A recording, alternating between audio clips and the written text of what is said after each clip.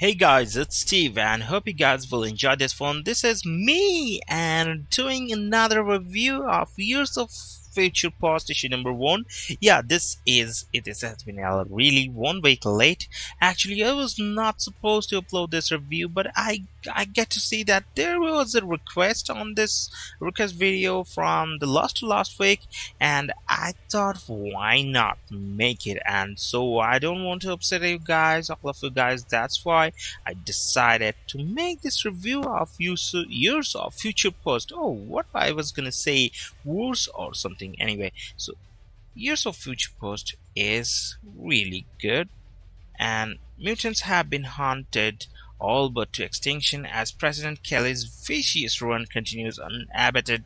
Can the next generation revive the hope for the future? So here we go with the Comic Vine review by Korean Undeadpool Schroeder. So the good things about this one, as I always say, by Comic Vine, that the emphasis placed on the Days of Future Past storyline has always been puzzling. It was a tremendous story and very effective both in its time and now, but it was also only originally 2 issues long, at least the part in the past was. Despite that, there have been sequels, spin-offs, and entire film based around the idea that after a prominent anti-mutant activist or politician is assassinated, the world turns on mutants in a startling and united way. This issue supposes what would happen if not only was that future not averted, but what if it was carried to its logical extreme. Marguerite Bennett wastes no time in tossing the reader into one of the more grim visions of mutants' future, quickly establishing that this isn't just any dystopic future, but one where hatred and genocide is normal and accepted, though hope springs eternal as that acceptance appears to be on the wane. But those in power are not traditionally known for allowing it to slip from their grasp, and President Kelly, apparently his Senate run was quite prosperous, is willing to do anything to keep not only his power but his stranglehold on all mutant kind. Bennett establishes this world with a rapid economy and doesn't skimp.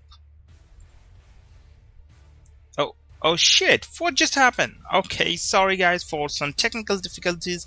I maybe just skipped some ideas or the review commentary on some paragraphs on this one. So anyway, I'm gonna continue with Okay, Mike Norton's line work is instrumental in establishing this world's tone and tenor as well, and he does it through a lot of hard outlines. These characters are well defined, as is the world they live in, and Norton's lines are smooth but never soft, as they show characters who are clearly on their last legs until a critical development infuses them with new vigor.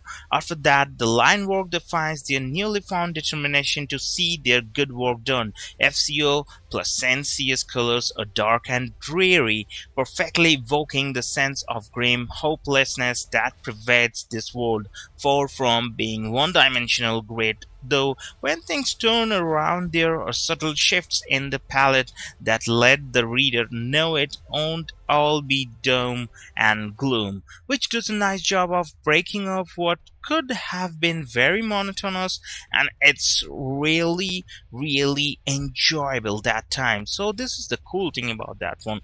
But moving on to some bad things about this is there are a couple of moments that cause some cognitive dissonance, such as a Sentinel showing a bit more personality than one would generally expect from them, as well as some costumes getting a much needed update while others are less updated. The verdict from this one, what we get is clearly those complaints are extremely minor in the grand scheme of things, and this is a refreshing take on some very well-worn territory.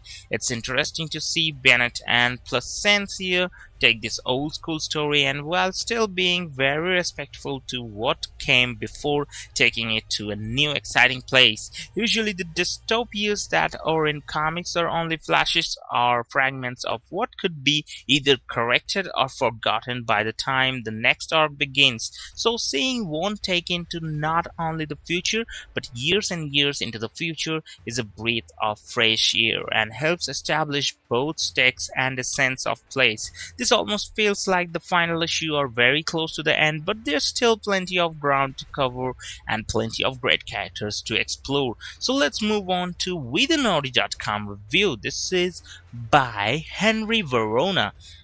So the story focuses on young Christina Pryde, who everybody calls crazy to her displeasure.